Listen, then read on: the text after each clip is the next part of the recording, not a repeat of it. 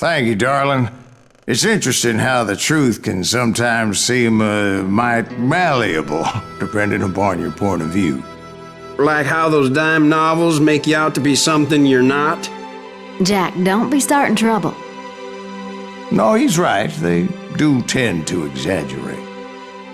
Did they exaggerate your part in taking down the Daltons? Well, I was there in the flesh, boy, so I saw what happened firsthand.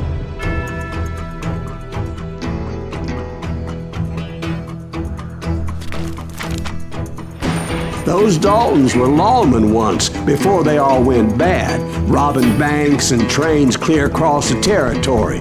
Until Coffeeville, of course. I was one of the citizens who took up arms that day. Fighting on the side of the right? I did my best, sir. We all did.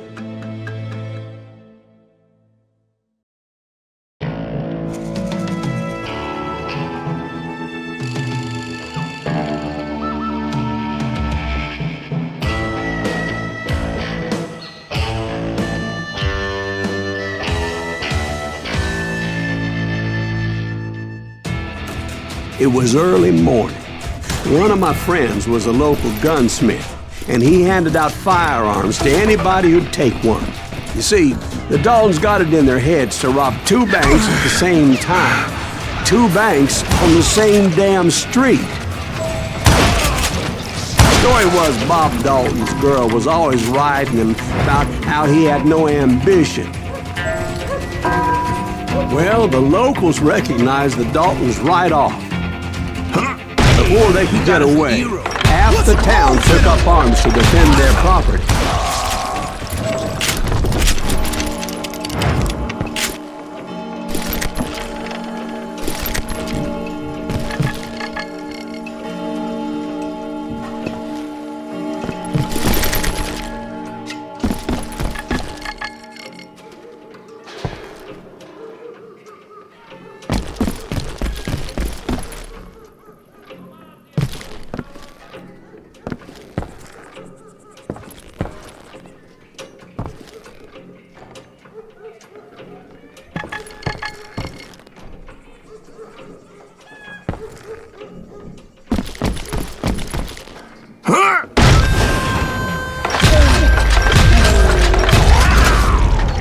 The brothers paid dearly for their stupidity, but everybody knows they had it coming. There's more to it than that.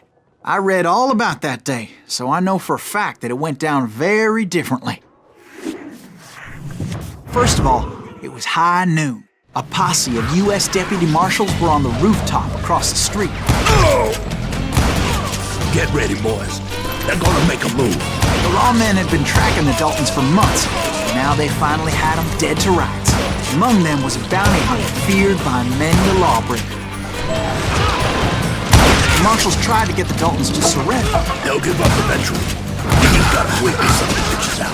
This bounty hunter knew that the brothers were far too proud to ever lay down their guns. He went in there alone to confront those criminals. One of the marshals shouted, "Where are you going? Are you crazy?" Hey, where do you think you're going, dumbass? That rifle's mine. But he paid him no mind. He saw a way to get around to the back of the bank.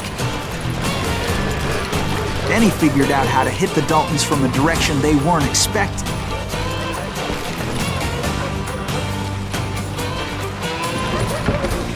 From above. Fortunately, a water tower was right there. A moment later, he was climbing up a steep ladder, laughing at danger as he did. It was brave men like him who risked their lives to tame this wild country.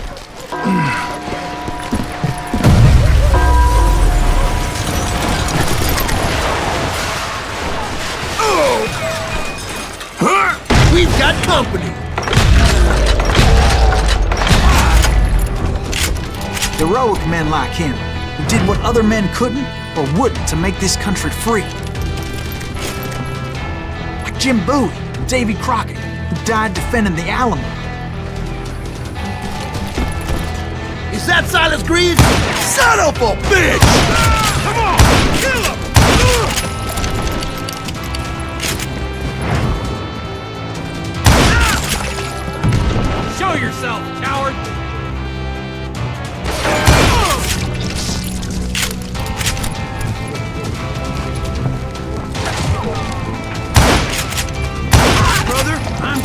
You paid for that!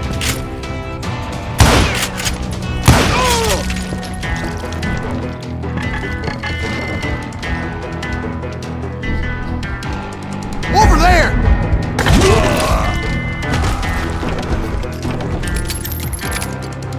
That's Silas Greaves!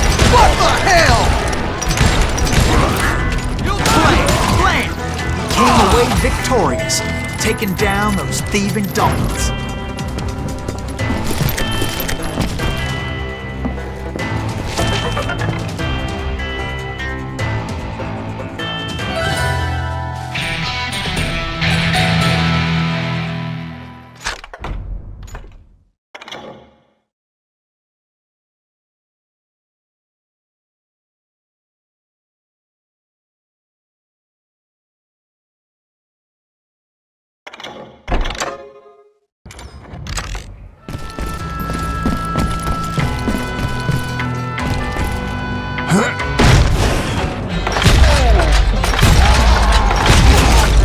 His name is Silas Greaves, and when the dust finally settled, he was the last man standing. Sorry, kid, but that just wasn't the way it happened.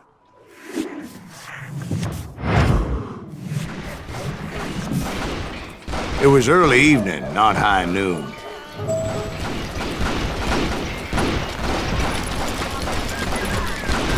I was late to the party, and Coffeyville was already up in arms. The Daltons blew up a safe, and were all set to hightail it out of there. Those pathetic deputies surrounding the bank were dropping like flies.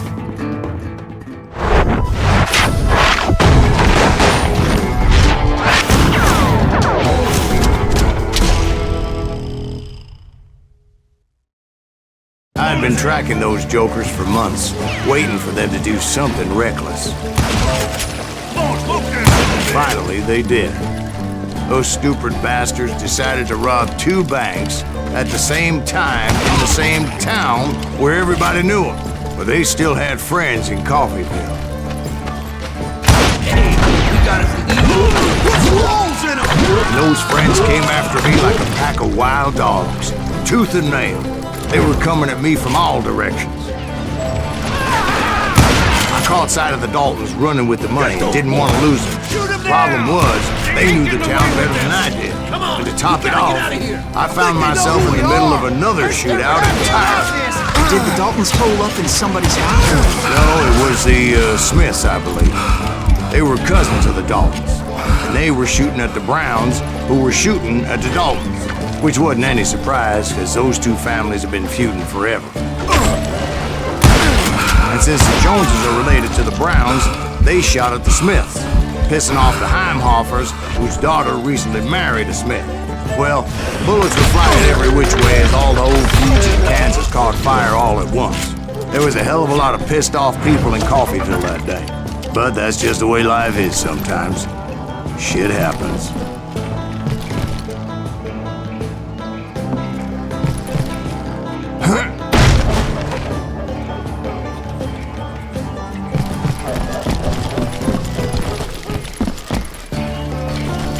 The Dalton boys knew I would never give up.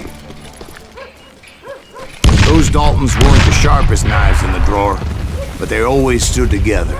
They set a trap to slow me down and allow at least 2 of them to escape. The 3rd brother stayed behind to plant me, just in case that trap of theirs didn't work.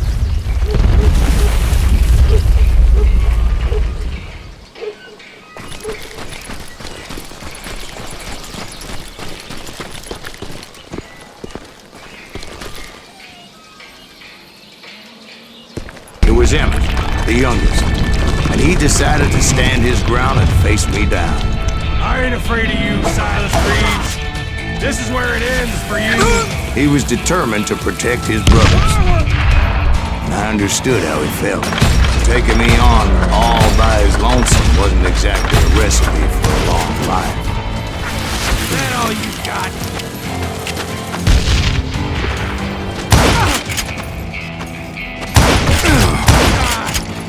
Send you to the bone orchard.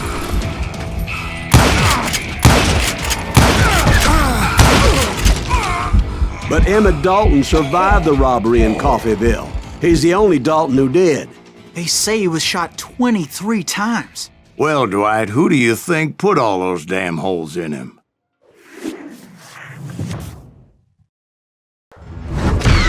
But I have to admit, that boy had grit.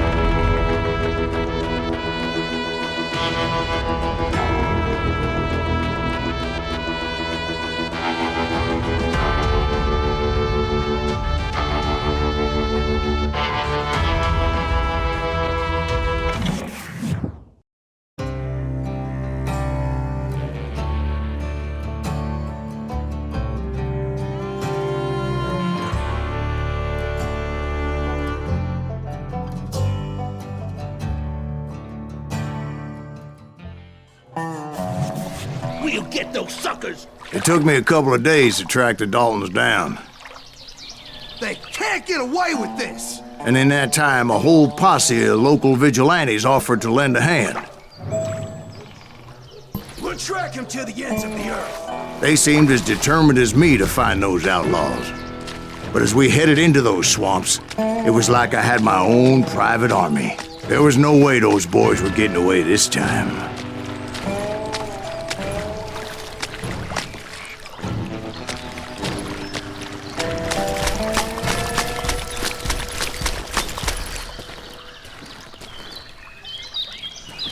It was early fall, right? Beautiful time of year. At least you had the weather on your side. Not by my recollection. It was damp and foggy as hell.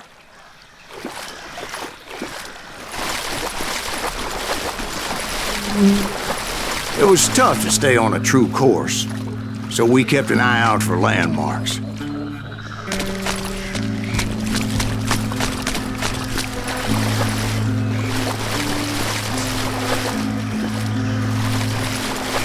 It was autumn.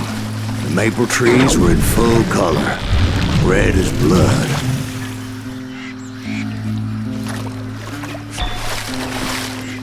The rains that year were torrential, so the whole area was flooded. The vigilantes had spread out wide, and pretty soon I couldn't see anybody.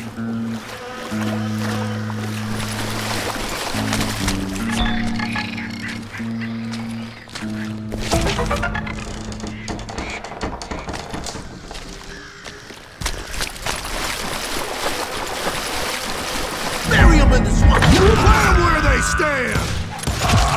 Except for some bitches ahead of me wanting to do me harm. So I had to face them alone. I wondered why my compatriots didn't come running when they heard the shots.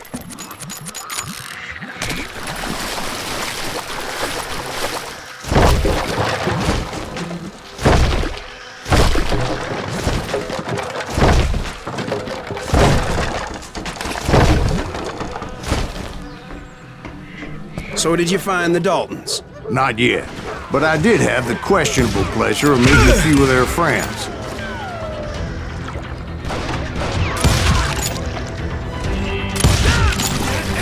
Just kill Red?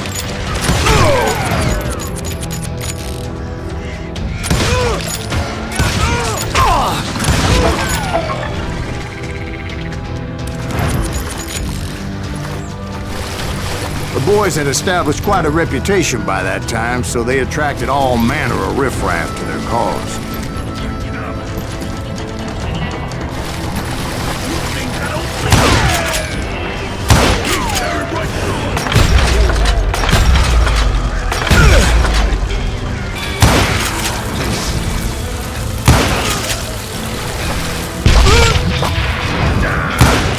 Point being, I was under serious attack, and my reinforcements was nowhere to be seen.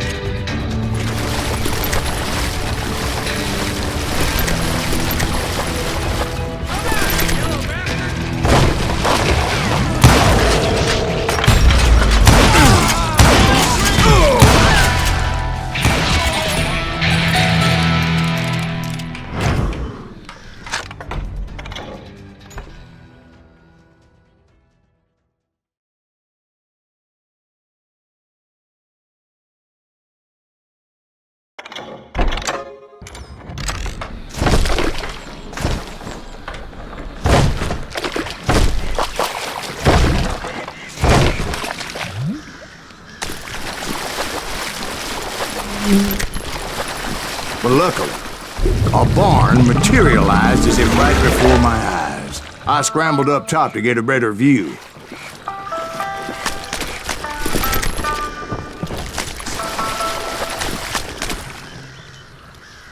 But just ended up falling inside. So, how did you get out? The barn doors was open. About right then, I saw some suspicious characters running for the bushes. Of course, I followed them. But that goddamn swamp was like a goddamn maze, and pretty soon I had no goddamn idea where I was. Steve? So I just started walking, and pretty soon...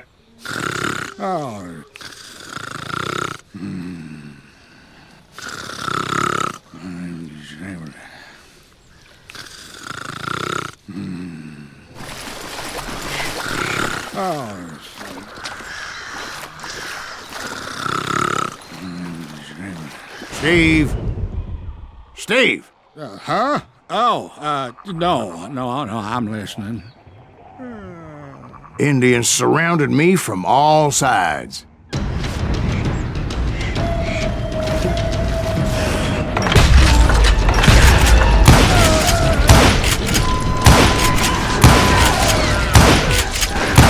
Indians? There were Indians? No. I just wanted to make sure Steve was paying attention. Now, where was I? You were following the Daltons through a swamp? That's right. See, Steve? Dwight's paying attention. No, I'm listening. I was just resting my eyes. So, where was I? The Daltons. Right. See, there's a reason so many outlaw gangs are made up of brothers. Being a brother is a very sacred thing. It's a bond like no other.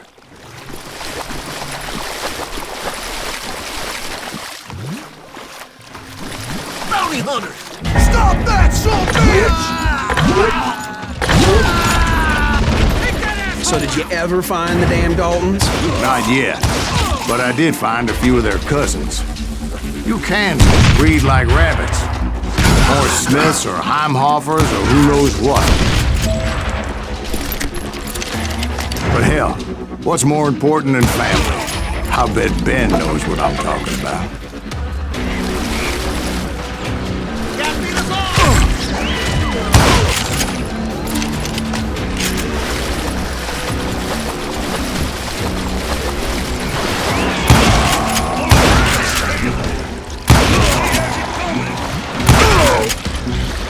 You can't get me.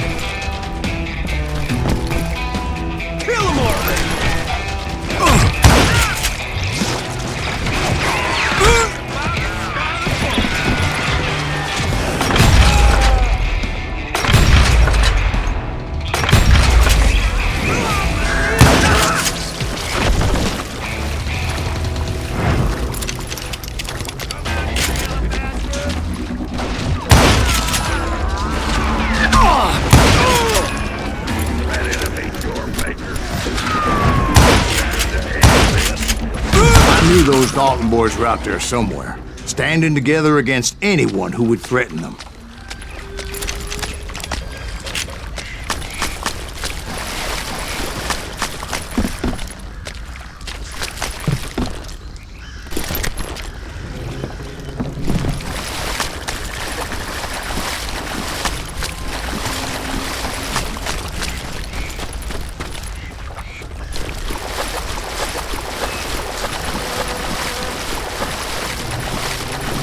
And that's when I saw it. A goddamn steamboat. A steamboat in a swamp? Yeah, Steve, but this wasn't much more than a wreck, really. But how'd a damn steamboat end up in the swamps? Guess it floated off during the flood of '89. Now, was it a stern wheeler or a side wheeler? What? Does that really make a difference, Steve? It was a steamboat with a goddamn army on board. It was then that a fusillade of bullets come raining down from on high, and those vigilantes who accompanied me weren't anywhere to be found. But among those men that were shooting at me, I thought I saw some familiar faces.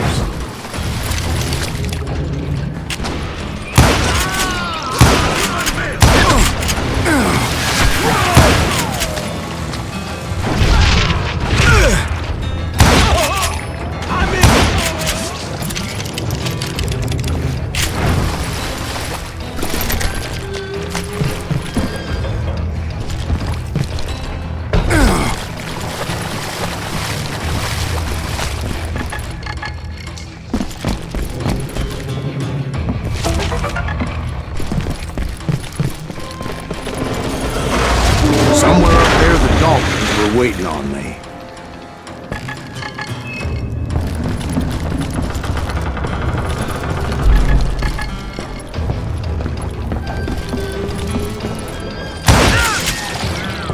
Sorry, son of a bitch! Sounds like you don't give up too easy. That's the kind of man I am, Ben. I set out to do something. I do it. Surrender just ain't in my nature. Plus, I'm stubborn as hell.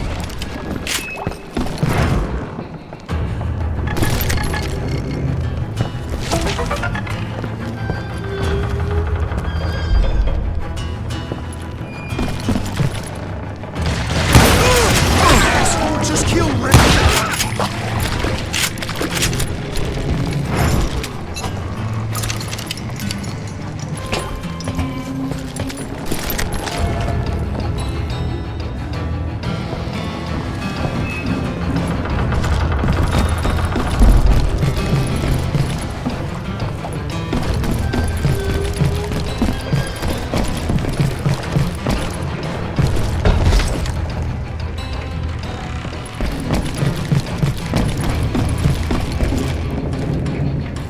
Right about then, much to my relief, the vigilantes finally arrived. Their leader motioned at a cabin in the middle of the top deck, pointing me directly at the Daltons. I finally had them, after months of dogged pursuit.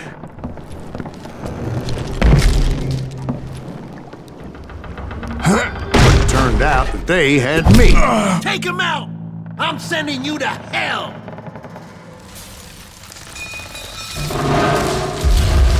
The Daltons had played me like a fiddle. Apparently, the vigilantes were on their damn payroll. They didn't just want to shoot me. They wanted to burn me alive. But finding my way out of a burning labyrinth proved to be quite a challenge. It was a riverboat, right? I mean, it's not like it was a goddamn ocean liner. Well, yeah, but I was in a Did you hear fight. about that ship that's gonna launch next year? Largest one in the world. We're talking about the Titanic. If you ask me, it's too blessed big. I don't think it'll even float. So anyway, Don't be stupid, Steve. They know what they're doing. They say that the Titanic is unsinkable. oh God, But getting back to that steamboat, how'd you get off it, Mr. Breeze? I took in a lot of smoke that day, so I admit my recollection might be a bit hazy. But somehow I managed to finally disembark. It was time to settle this once and for all.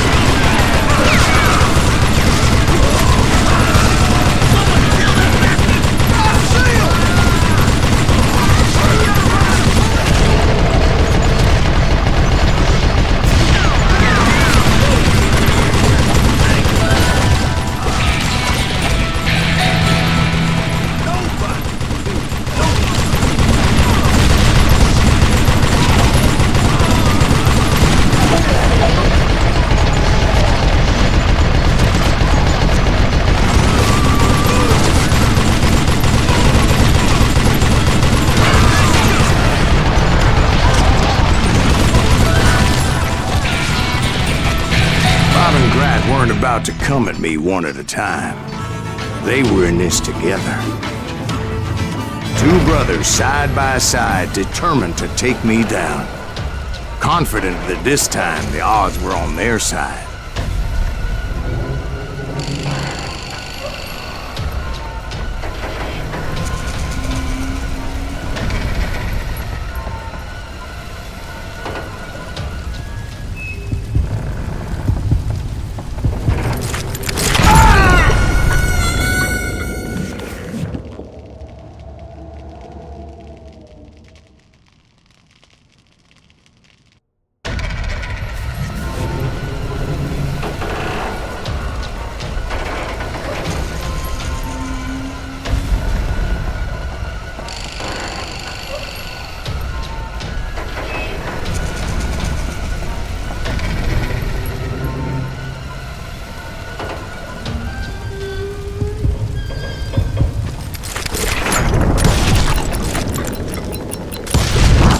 They got it wrong. A sad end for those two. If they'd only known that Emmett was still alive despite his wounds.